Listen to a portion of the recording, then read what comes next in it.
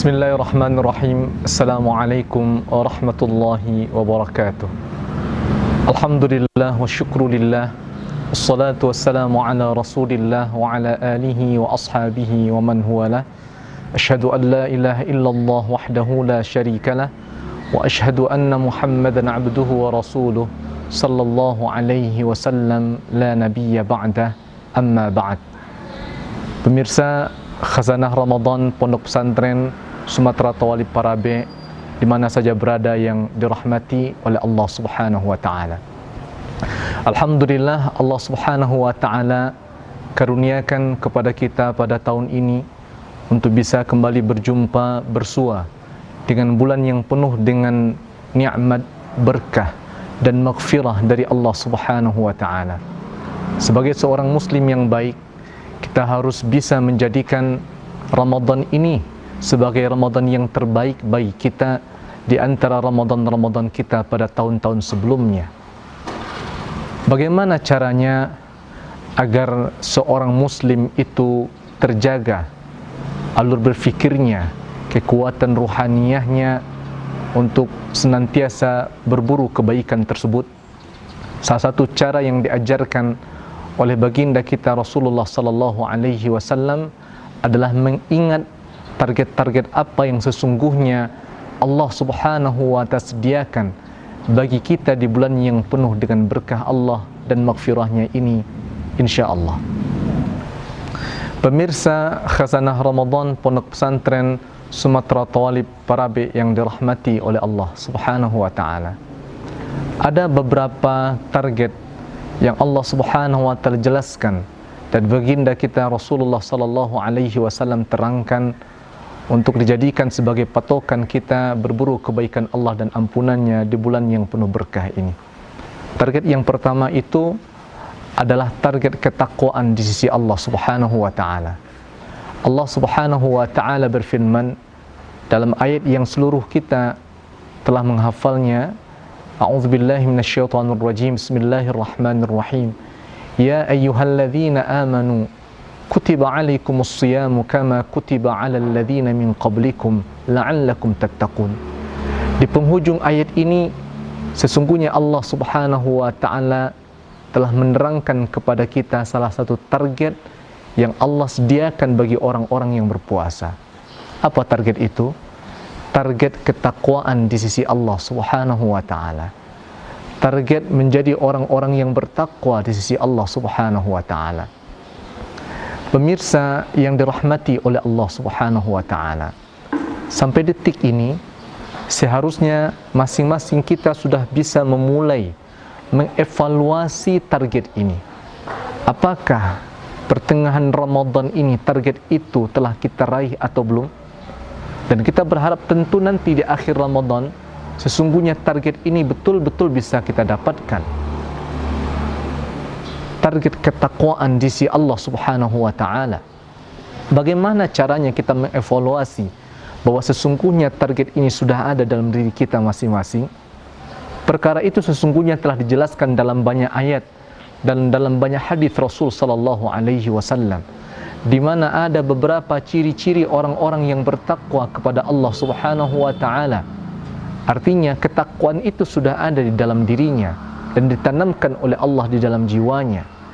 Ciri yang pertama adalah seseorang yang senantiasa gemar melakukan amal ibadah sebanyak-banyaknya. Orang yang dia senang melakukan amal ibadah, selesai dia melakukan yang wajib, dia lanjutkan yang sunnat. Selesai satu sunnat, dia lanjutkan dengan sunnah lainnya. Maka sesungguhnya itulah di antara ciri orang-orang yang telah mendapatkan gelar ketakwaan kepada Allah Subhanahu wa taala.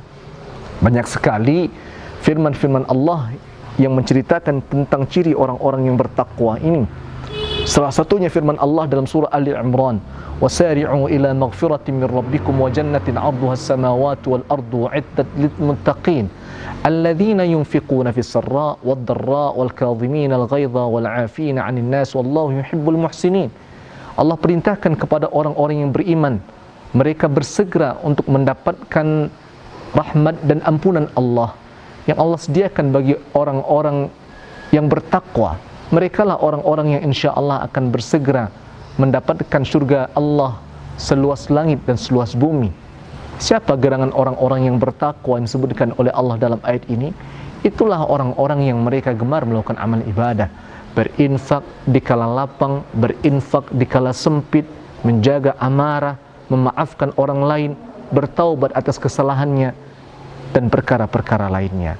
Begitu juga dengan ayat-ayat yang lain, bahwa sesungguhnya Allah Subhanahu wa Ta'ala telah menjelaskan kepada kita bahwa orang-orang yang bertakwa kepada Allah itu salah satu di antara karakteristik yang mereka miliki adalah mereka banyak-banyak melakukan ibadah kepada Allah Subhanahu wa Ta'ala.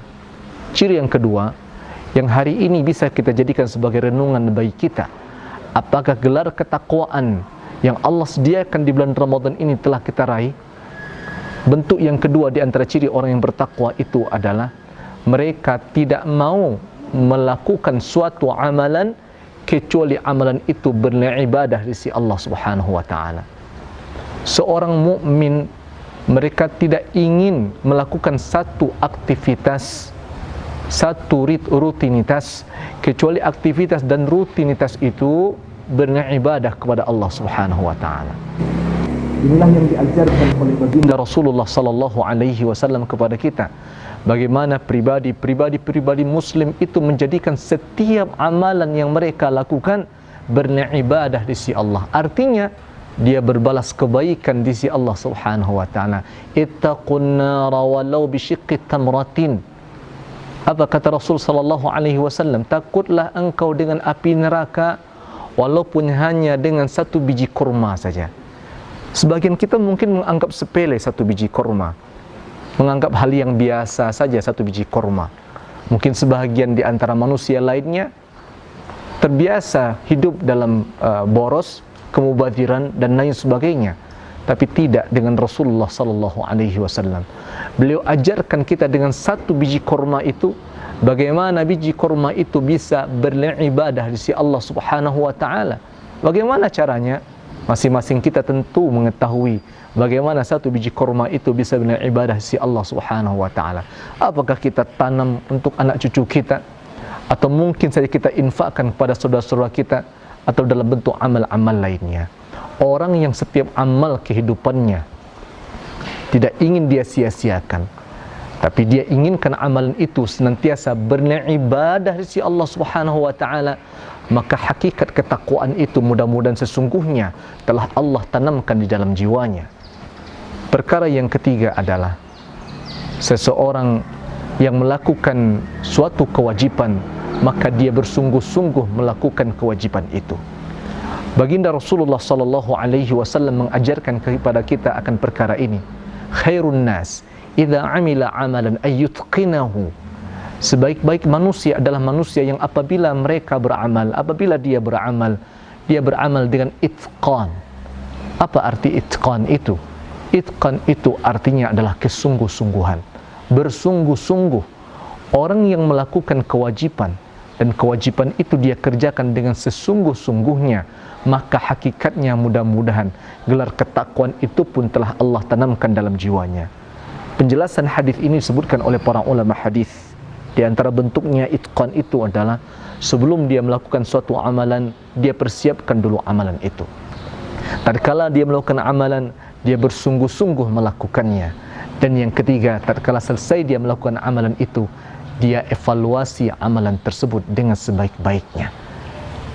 Pemirsa Khazanah Ramadan Pondok Pesantren Sumatera Thalib Parabe di mana saja berada, apakah ketiga ciri ini sudah kita hadirkan atau sudah hadir dalam jiwa kita masing-masing? Gemar memperbanyak amal ibadah, tak ingin melakukan suatu amalan kecuali bernilai ibadah kepada Allah. Dan yang ketiga, kalau kita melakukan suatu amalan, kita ingin bersungguh-sungguh melakukannya, maka jikalau seandainya hal itu ada dalam diri kita, bersyukurlah kepada Allah Subhanahu wa Ta'ala. Target yang kedua yang disediakan oleh Allah Subhanahu wa Ta'ala bagi kita di bulan yang penuh dengan berkahnya ini adalah target ampunan atas dosa-dosa dan kesalahan kita. Di samping target pertama, gelar ketakwaan, yang kedua adalah ampunan Allah. Siapa manusia yang tak bersalah? Siapa manusia yang tak punya dosa? Semua manusia bersalah. Semua manusia pernah melakukan dosa-dosa di hadapan Allah Subhanahu wa taala. Tapi tentu sebaik-baik manusia berdosa adalah manusia yang kemudian dosa-dosanya itu diampuni oleh Allah, dihapuskan oleh Allah, sehingga tatkala dia berjumpa dengan Rabb, berjumpa dengan Allah Subhanahu wa taala, dia tak dipenuhi lagi jiwanya oleh dosa-dosa dan kesalahan-kesalahan itu. Pemirsa Khazanah Ramadan, Pondok Pesantren Sumatera Talib Parabi yang dirahmati oleh Allah, apa kata Rasulullah sallallahu alaihi wasallam? Man shama ramadanan imanan wa ihtisaban, ghufira lahu ma taqaddama min dhanbi. Siapa yang melaksanakan puasa Ramadan itu dengan sungguh-sungguh, sambil dia berharap mendapatkan ampunan Allah, sambil dia berharap mendapatkan ridha Allah, maka Allah akan ampuni dosa-dosanya yang telah terdahulu. Bagaimana ciri seorang mukmin diampuni oleh Allah dosa dan kesalahannya? Yang pertama adalah seorang mukmin itu ringan saja untuk melakukan suatu amalan dan ketaatan. Seorang mukmin ringan saja melakukan suatu amalan dan ketaatan. Allah Subhanahu wa taala berfirman dalam surat Al-Insyirah. Kata Allah Subhanahu wa taala, "Wa wada'na 'anka wizrak alladhi anqadha dhahrak." Kami telah angkatkan bebanmu yang selama ini berada di pundakmu. Ini adalah ciri di mana orang-orang yang Allah Subhanahu wa taala ampuni dosanya. Ringan bagi dia untuk melakukan suatu kewajiban. Ringan bagi dia untuk melakukan suatu ketaatan kepada Allah Subhanahu wa taala. Pemirsa Khazanah Ramadan yang dirahmati oleh Allah, bagaimana dengan kita? Bagaimana dengan saya? Apakah kita dalam menjalankan suatu kewajiban dan ketaatan itu telah merasakan diri kita ringan dengannya? Atau mungkin seperti yang dikisahkan dalam kisah hidup Khalifah Ali bin Abi Thalib radhiyallahu anhu, di mana beliau pernah ditanya oleh salah seorang sahabat beliau, "Wahai Khalifah, aku ingin sekali melakukan kewajiban-kewajiban itu. Aku ingin sekali melakukan amalan itu. Kenapa berat saja hati ini untuk melaksanakannya?" Maka Khalifah Ali bin Abi Thalib menjawab dengan, "Sesungguhnya dosa-dosamu telah membelenggu lehermu." Ciri yang kedua, seseorang yang telah diampuni oleh Allah dosanya adalah tidak ada suatu amalan yang dia lakukan kecuali Allah berikan kemudahan atas amalan itu. Faman a'ta wattaqa wa saddaqa bil husna fasanuyassiruhu lil yusra. Maka siapa yang memberi dan dia barengi pemberian itu dengan ketakwaan kepada Allah, fasanuyassiruhu lil yusra, maka Allah mudahkan baginya jalannya. Tidak ada kesulitan menempuh kebaikan-kebaikan yang dia lakukan. Ciri yang ketiga adalah orang yang telah diampuni oleh Allah dosanya itu, mereka mudah akrab dan mudah diakrabi. Artinya dia dicinta oleh banyak orang. Rasulullah sallallahu alaihi wasallam pernah bersabda, "Idza ahabballahu fulanan nada Jibril faqala ya Jibril innallaha yuhibbu fulan fa'ahibbu."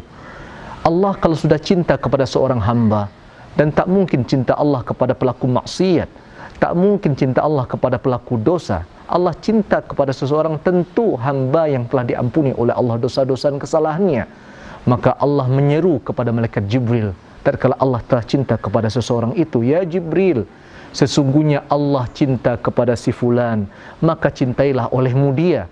Akhirnya malaikat Jibril menyeru kepada ahlus samawati wal ard, menyeru kepada penduduk langit dan bumi, "Wahai penduduk langit dan bumi, sesungguhnya Allah cinta kepada si fulan, maka cintailah oleh kalian dia. Fa'ahibbuh, maka cintailah oleh kalian dia." Akhirnya penduduk langit dan bumi semuanya cinta kepada si fulan itu. Dalam sebuah hadis Rasul sallallahu alaihi wasallam bersabda, hadis ini diriwayatkan oleh Imam Tabrani. Apa kata Rasul sallallahu alaihi wasallam? "Al-mu'min ya'lafu wa yu'laf." Sesungguhnya orang mukmin itu mudah akrab dan mudah untuk diakrabi. Maka tidaklah ada kebaikan pada seorang mukmin, tidaklah ada kebaikan pada seorang mukmin yang dia sulit untuk akrab dan sulit untuk diakrabi. Artinya sulit dijadikan sebagai kawan. khairun nas anfa'uhum linnas. Di akhir hadis ini Rasul sallallahu alaihi wasallam mengingatkan sebaik-baik manusia adalah manusia yang bermanfaat bagi manusia lainnya. Pemirsa khazanah Ramadan yang dirahmati oleh Allah, mudah menjalankan kewajiban, termotivasi selalu untuk melakukan kewajiban, mudah akrab, dicinta oleh orang banyak. Inilah di antara ciri-ciri orang-orang yang insya Allah telah diampuni oleh Allah dosa dan kesalahannya disebabkan karena amalan yang dia lakukan. Pemirsa khazanah Ramadan, Pondok Pesantren Sumatera Thalib Parabi yang dirahmati oleh Allah, jikalau seandainya masing-masing kita merasakan bahwa ciri-ciri ini ada dalam diri kita, maka marilah kita bersyukur kepada Allah atas nikmat ini. Karena sesungguhnya hakikat nikmat ketakwaan, terampuni dosa ini sesungguhnya tidak Allah berikan kepada semua makhluk.